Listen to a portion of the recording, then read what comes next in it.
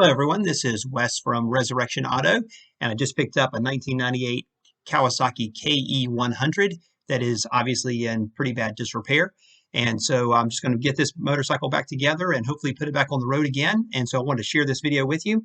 I shoot these videos because I'm hopeful that it's helpful to you in your motorcycles or trucks or equipment or transmissions, whatever the case may be. But I also shoot these videos because I'm a Christian and I love to share my faith. So I'll post a link at the end of this video about that.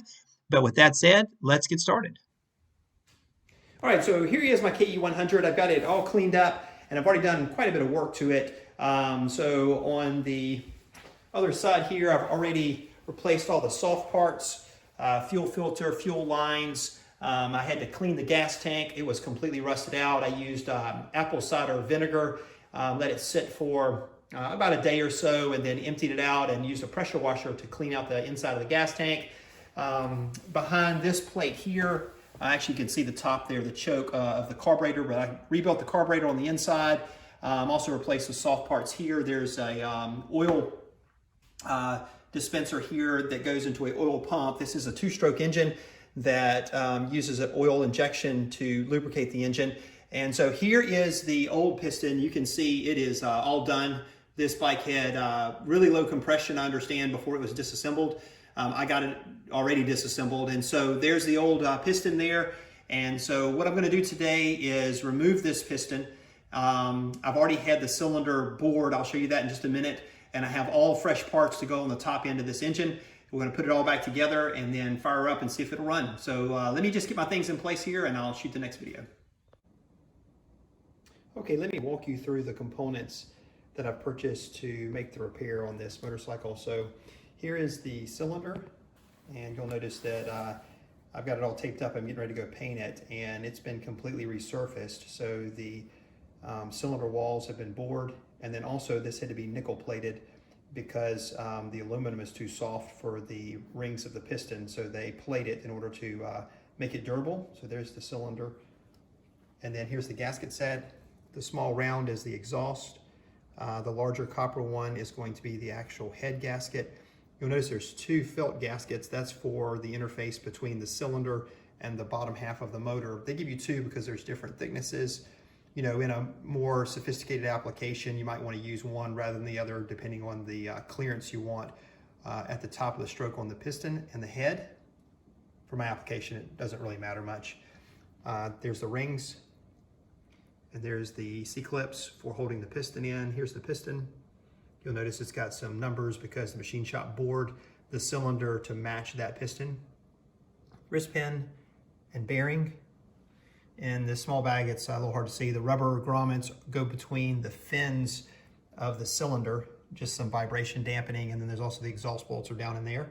And then finally, the head, which I've already painted. That did not have to be resurfaced or reworked. I just gave it a fresh coat of paint to make it look nice. So I'm gonna get this all painted up and then we'll begin the reassembly process. All right, so the piston is held to the connecting rod with this wrist pin here. I've already pushed it out a little bit. There are two clips that seat up inside of here. Again, I pushed this side out a little bit. I've already removed. I just used a little pick, reached up in there and compressed these and they come right out. The sock is there so that if you drop one of these, it won't go down into the rest of the engine compartment there. So now I'm just going to take a pair of vice grips and I'm going to slide this wrist pin all the way out and the piston will lift straight off.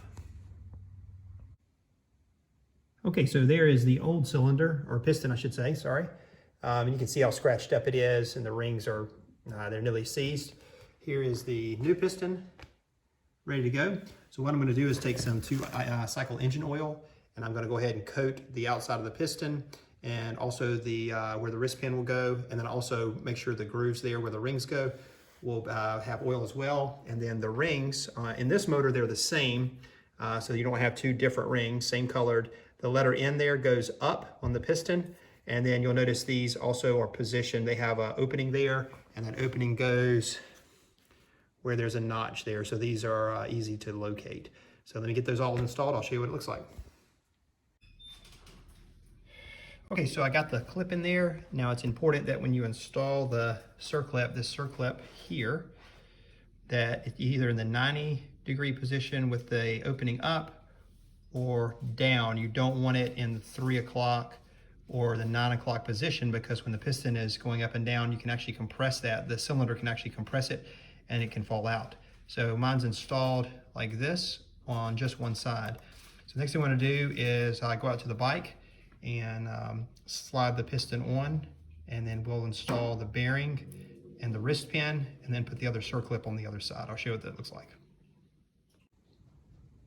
All right, so I got the bearing inside of the connecting rod there. Going to put the piston on top next. Notice the arrow on the left-hand side, that goes toward the exhaust, or in this case, to the front of the motorcycle. So I'm going to slide that on next, and then the wrist pin is the last.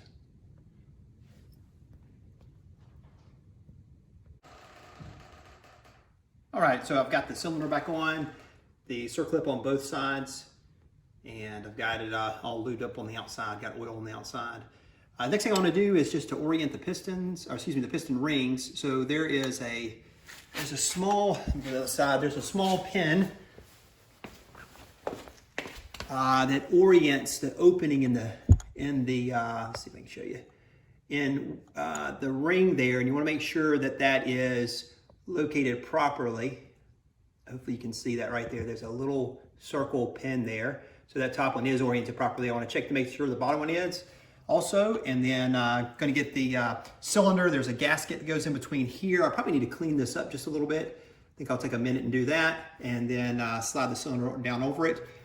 And then we'll move forward with installing the head. Okay, so I squeezed the piston rings together and slid the cylinder down over the piston with the felt gasket underneath. So this is all installed now. Put the copper head gasket on. So now I just need to put the head on and secure the 4 bolts on top. I think it's 16 foot-pounds. I'm gonna double check that, so I'll let you know in just a second.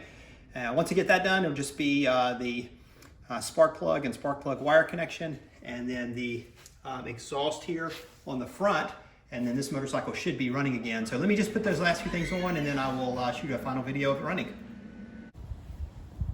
All right, got my 1998 Kawasaki KE100 all back together. So carburetor's been rebuilt, new fuel filter and lines, had the cylinder bored and also coated, all painted up and ready to run here. So I'm gonna crank it up for you.